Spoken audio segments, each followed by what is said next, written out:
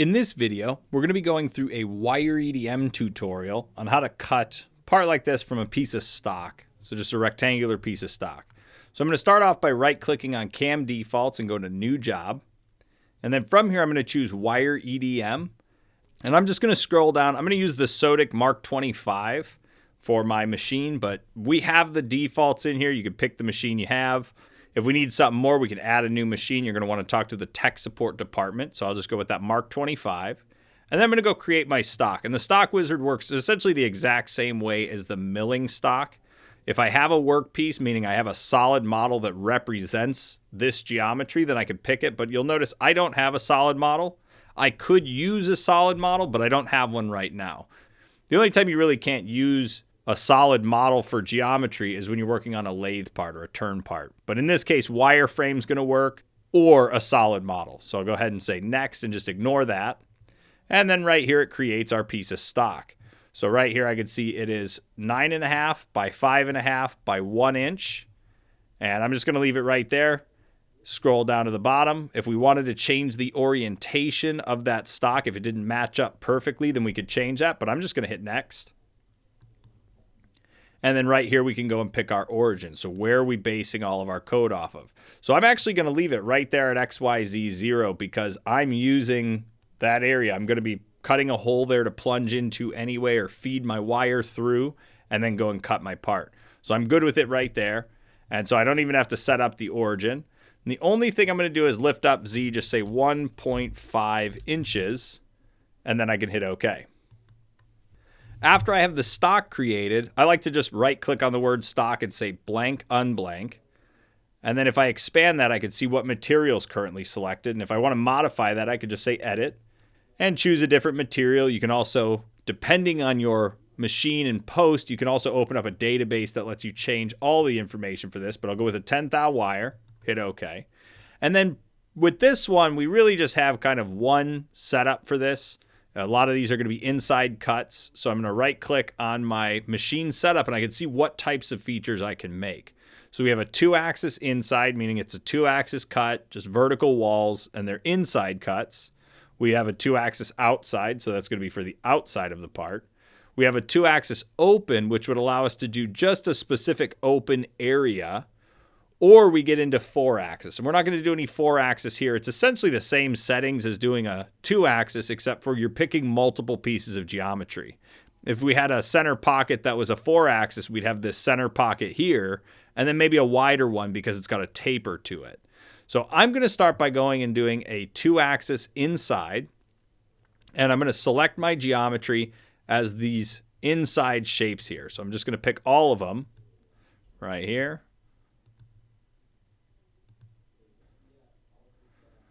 So we're on 7, 8, and 9. And then all the points that are on the inside of that, those are going to be the points we use to say start here and feed to the wall. So we'll have holes drilled in all those locations. So I can then go in and look at each one of my chains and see where the arrow is at. So if I want to pick a different start point, I can. So for that one, I'll put it in the middle. The rest of them are circular, so I'm really not too worried about it. And then I could go ahead and just hit OK. Now when I hit OK, I could just go next. Right here we have our stock thickness. We have the location of our upper and lower guide, which you may or may not need depending on your machine. Some machines use this, others don't. Right down here we have our choice of whether or not we're going to do glue stops with or without leads, or whether or not we're even putting glue stops on the part. So your glue stop is an area that before it finishes cutting the entire part, when you still have a tab left, it's going to let you go in and add a stop distance. So essentially where we stop, so we get a chance to either glue the part or drop a magnet on it so the parts don't fall out. In my case, I'm just going to say no glue stop. And then right here we have our taper settings. So the taper settings are either none, so we're going to get a straight wall. We can add a taper to the geometry, and we can tell it whether it's a left or a right taper based on whether it's a negative or positive value, and whether we taper from the top or the bottom. Right here, we also have the ability to do land and tapers, so we can have a vertical wall and then the taper. But in my case, I'm just going to go with none, just a standard cut straight through. Then I'll say next. Right here, we get our choice of doing different types of cuts. If we left glue stops, you would get one extra cut, which is a tab cut. And so in this case, because it didn't leave tabs, we have a rough cut and then our skim cuts.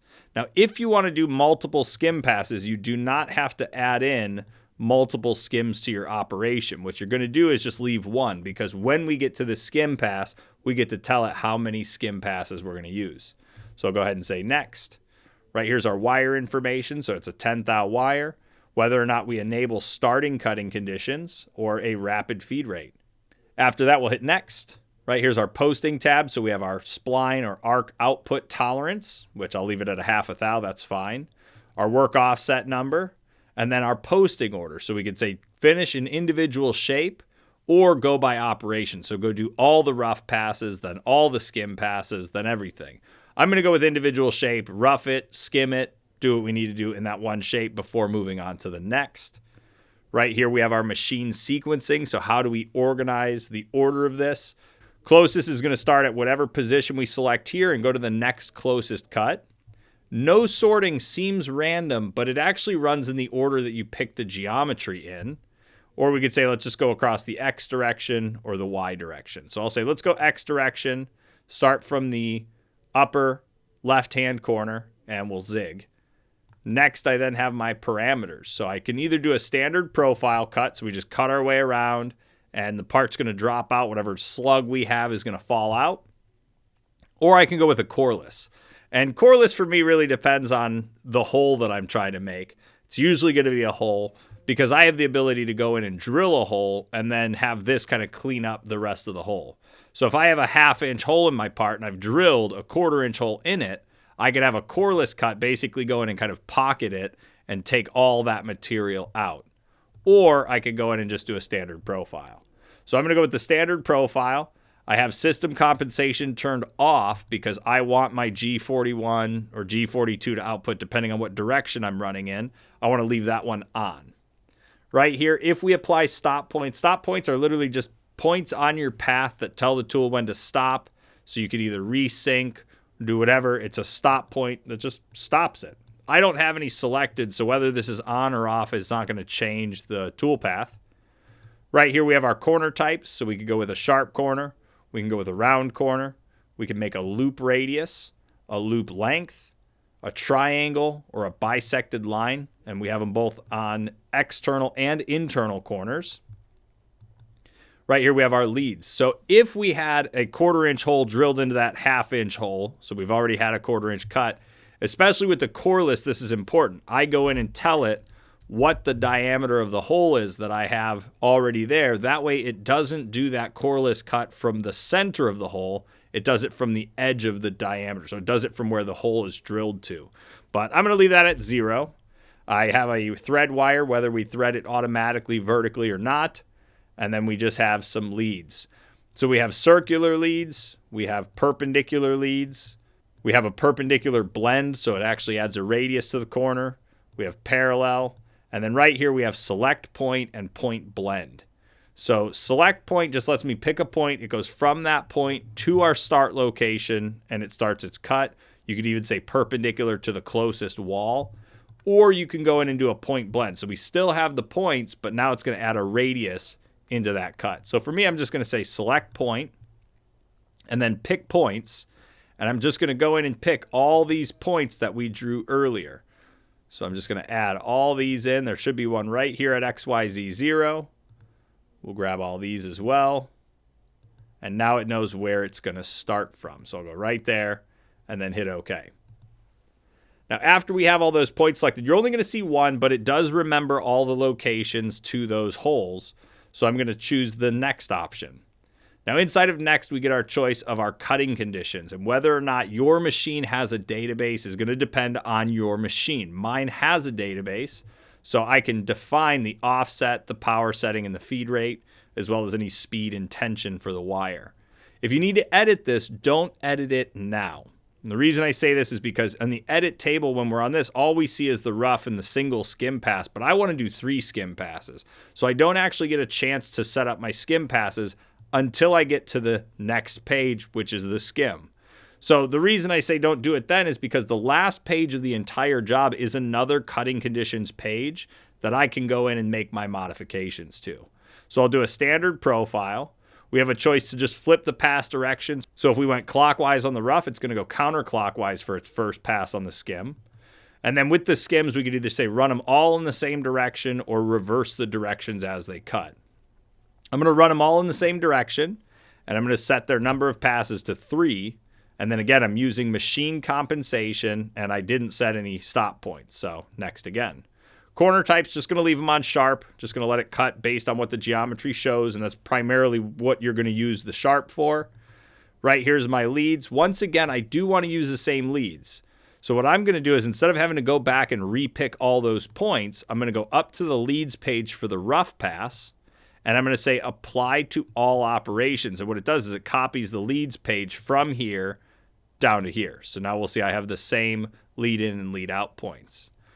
Next again, we have our cutting conditions. So again, this would be the page that if you were going to set up the offset, the power setting, or the feed rates for any of these toolpaths, this would be the page I do it on, because if I go into the table now, I get all of the passes defined, not just that initial pass, or not just the initial rough and skim. So now I can hit OK. When I'm all done, I can hit compute. And you won't see much on the top view. That's what's really nice about having this perspective view. But there it is right there, just going around making its cut. There's all our leads. You can see all the lines for those leads just connecting in. And then that's it for the interior cuts. So now I could go in and do the exterior cut, but I want to look at my stock real quick because I want to pick a good spot. Probably one of these top edges right here is where I'm going to try and do my lead for this so that I'm off the part. So I'll right click, and this time I'm going to do a 2-axis outside. So I'll select my geometry. I'm going to pick that piece of geometry there, which I've joined together using the join function of Rhino, so I can pick the one thing. Otherwise, if it's broken, you brought it in as a DXF or anything like that, you will have to pick each individual entity. And then right here, I'll pick my chain, and I'm just going to go in and zoom right on this corner and pick it right there. All right, and I'm also going to flip the direction of it by clicking the tip of the arrow. So I want it to be a G41 compensation to the outside. So that'll get me to go to the outside of the part. And then I just have to make sure I have a lead that's long enough to go off the stock. When I'm done, I can hit OK and then go next. Now with this one, we got our upper lower guide, whether or not we're using glue stops. So I'll do a glue stop this time. We have our stop distance. So how big of a stop do we make? And then whether or not we're tapering. We don't have a land and taper on the exterior cut, on the outside cut. So I'm going to leave that to none. Right here, I'll choose my strategy of a rough cut, a skim cut, and a tab cut. So I'll go next. Right here, we have our wire information and our posting. So with posting, we still have the arc spline output, the work offset, the posting order, but we could say, let's do our tab cuts last so that we can wait till the end to cut those. Right here, we then have our sequencing. Again, I'm just going to go in the X direction. It's only one part, so it really shouldn't change too much. I've picked my start point already. Right here, we have our standard profile, system compensation off, machine compensation on. Our corner types, I'm going to leave those on sharp once again. Our leads. Now for the leads, I just need to make sure the leads are long enough to get off the part. So I'm going to go in and just set up a circular lead in, and I'm going to make the radius a 1/4 inch, and I'm going to make the length a 1/4 inch. And that should be plenty to get me off the part so I can run the wire and then just start from the outside into the part. Right here, we have our cutting conditions. Again, ignore this because the last page is going to be the cutting conditions. That's where we could set them all up if we have to modify them, or it's where we get to see them all if we have the database. Right here's our parameters, so we can start with a standard profile. I'll do 2 skim passes. System compensation off, machine compensation on. I want that G41 and G42 to output when I need them. And I'll even do the reverse skims on this one. Right here is our corner types again, our leads once again, and our cutting conditions once again. So I want to do the same kind of thing with the leads. I'm going to set this up as a circular. I'm going to set the radius to a 1/4 inch and the length at a 1/4 inch. And then go next. Cutting conditions, once again, wait till the end. And then we have our parameters for the tab cut. So we could say, use the standard profile. We could flip the pass direction. We could even use a knockout to go in and knock it out. But I'm just going to flip the pass direction, machine compensation on. For the leads, I'll go just perpendicular at 100 thousandths. And then right here's our cutting conditions. This would be the page that I would finally go into my edit table here and put in any of the values I need to enter in. Otherwise, I'll just hit OK and hit compute. And once again, there's our cut. You can see our leads right there all the way around. So now we could go ahead and launch the simulation. So I'm just going to go up to Start Simulation right here. Remember, it's going to launch into whatever screen you're active on. So I'm going to double click on the top here first and then launch the simulation. Now, when the simulation for Wire EDM launches, one of the best things you could do is turn on a setting in here, which if I expand this down and I go to visibility, you could turn on machine housing. And this is just a good way to kind of see what's going on. You can see the guides of the machine kind of cut, and it just helps out for kind of viewing everything. So I'm going to slow this down and say run. We're going to see there's our first arc, skim passes. There's our second. There's our third, fourth, fifth, kind of reset there. There's our first skim, second skim, third skim. And it's just going to keep going around doing the same thing. There's our inner pocket. There's our extra holes. And then when it gets to the end of this, it's just going to start on the outside over here into the part. And we can see it starts off the part. That's perfect. That's exactly what I wanted to see. It's going to go in, keep cutting all the way around. And then it's going to go ahead and lead out right there and then reverse the skim back. And I'm just going to fast forward. So it goes and cuts everything. Now, in the simulation video that you'll see I did the milling part in, I didn't have the ability to remove this stock from here because I didn't have any extra stock. But with this one, if I rotate it, we'll see the cut goes all the way through, but I still can't really see what the final result is. I know what it's going to look like, but I want to see what the final result's going to be.